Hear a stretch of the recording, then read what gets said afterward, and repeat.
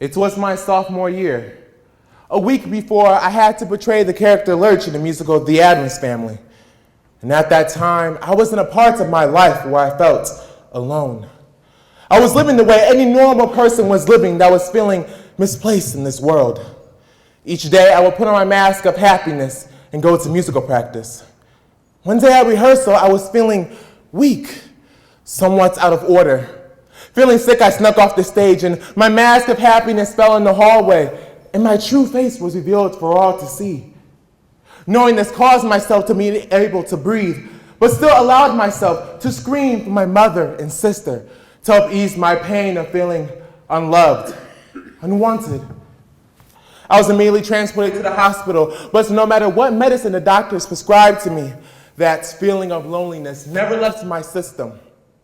This was not a simple fix. Today, I will describe how I relied on my family to help resolve this conflict in my life by using Rotary's 4-way test. I will prove that using a strong family unit can be essential for every person. Let's start with the truth. Isn't it the truth that the American family has weakened in its recent years?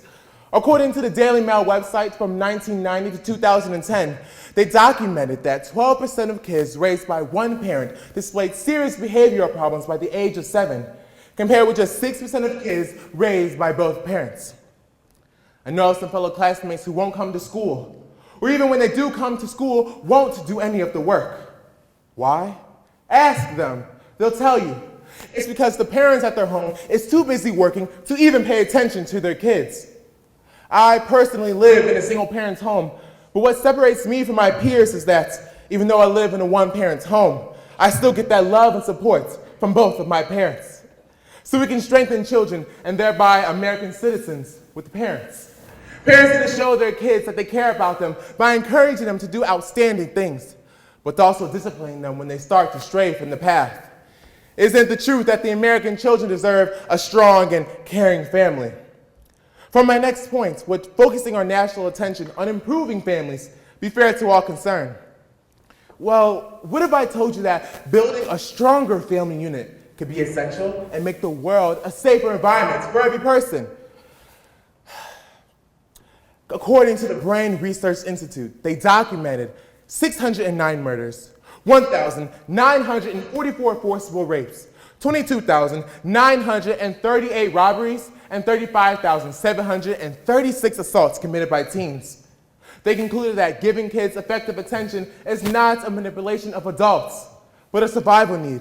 Considering those numbers, there's no surprise that the Small Souls website states that the human growth hormone is released directly proportional to the amount of attention that they receive from their families. In other words, children are going to grow and mature at a rate that matches the love and support that they receive from their parents. Okay, parents, how many times have you told your kids, "Oh, Johnny just wants attention"? Or asked, "Johnny, how many times have I told you?" When's the most you're giving your kids attention? When they're misbehaving, right? What's hard for parents to realize is focusing on kids' negative behavior is only reinforcing their negative behaviors, thus making kids act out later on in life. What parents and other adults can do to try to help resolve this conflict is by focusing on their good behaviors, like studying hard for a test or putting in extra efforts at a sports event, making America a safer and happier place for everyone to live. What could be more unfair than a safe environment for everyone to live? It is possible with improving families. It is becoming clear to me that if we repair this basic institution of daily life, the family, it will build goodwill and better friendships. I'm here to tell you that without the support of my family, I would still be lying in that hospital confused with the world. According to the Huffington Post, 12 keys to developing and maintaining friendships. One of those keys is commitment. If children came from strong and supportive families, they can already realize how important it is to support one another, thus breaking the chain and spreading goodwill. But I'm not the only one who has witnessed how important families can be. At the Daily News website in 2010, an 8-year-old girl named Jasmine McErney calls 911 when her pregnant mother's water broke, and then soon delivered her new little brother. This demonstrates the love and support that a family can provide. Without that love and support from her daughter, Crystal Garcia would have been delivering that baby alone and scared. Finally, will improving families be beneficial to all concerned? We as humans tend not to get along with each other, whether it's because of drugs, money, or anything else. Family is considered less valued compared with past generations. At the University of Minnesota, they host a website called Taking Charge of Your Health and Well-Beings. And on that website, they host an article called Why Relationships Are Important.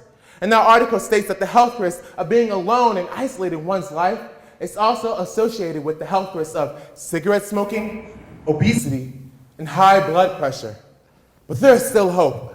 Children can still get that love and support from their families.